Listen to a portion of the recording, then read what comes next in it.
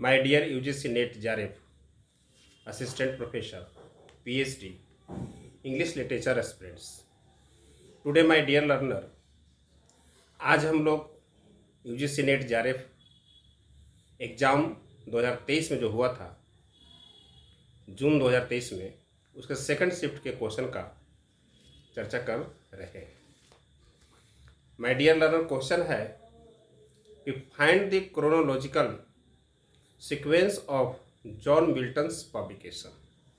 John Milton's के 5 वो works का नाम दिया गया है A, B, C, D और E में, और फिर इसको जो है पब्लिकेशन के अनुसार जो है इसको सही कोड में चुनना है।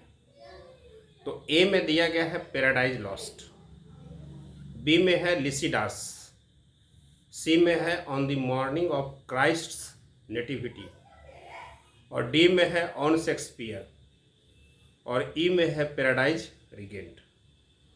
तो इस तरह से क्वेश्चन दिया गया है और हमें याद होना चाहिए कि इसमें कौन सा वर्क्स कब पब्लिश्ड हुआ है, तभी इस तरह का क्वेश्चन बन सकता है।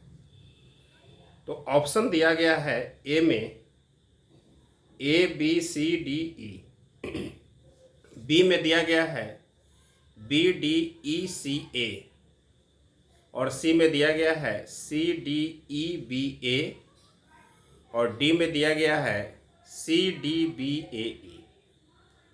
तो माय डियर लर्नर, हम लोग सबसे पहले जानेंगे कि जो वर्क्स दिया गया है उसमें सबसे पहले जो वर्क्स है on the morning of Christ nativity, जो ऑप्शन सी में दिया गया है, तो इसको लिखा गया है 1629 में, 1629 में इसको लिखा गया है, और इसको पब्लिश किया गया है 1645 में, 1645 में। तो इसलिए पहले ये आएगा। तो ये ऑप्शन जो दिया गया है माय डियर लर्नर, वो सी वाला ऑप्शन हम लोग देखेंगे। तो ये ऑप्शन जो है सी और डी ऑप्शन में है। तो इस तरह से 2 ऑप्शन यहाँ पर ए और बी जो है ख़त्म हो गया। तो अब हमें सी और डी में ही देखना है। इसके बाद जो दूसरा जो है, जो वर्क्स ऑन शेक्सपियर, जो ऑप्शन डी में दिया गया है, इसको लिखा गया है 1630 में, और इसको पब्लिश किया गया है 1632। शेक्सपियर्स का जो सेकंड फोलियो है उसमें इसको पब्लिश किया गया है। तो इस तरह से जो ऑप्शन है अभी सी डी, तो सी डी जो ऑप्शन है ये सी में भी है और डी में भी है। अब तीसरा जो वर्क्स है लिसिडास, ये जो ऑप्शन है बी में है। इसके बाद बी ऑप्शन हम लोग देखेंगे तो ये डी वाला जो ऑप्शन है उसमें आ रहा है। लिसिडास को पब्लिश किया गया है 1637 से 38 के बीच। तो इस तरह से हमारा जो ऑप्शन है डी सही हो गया।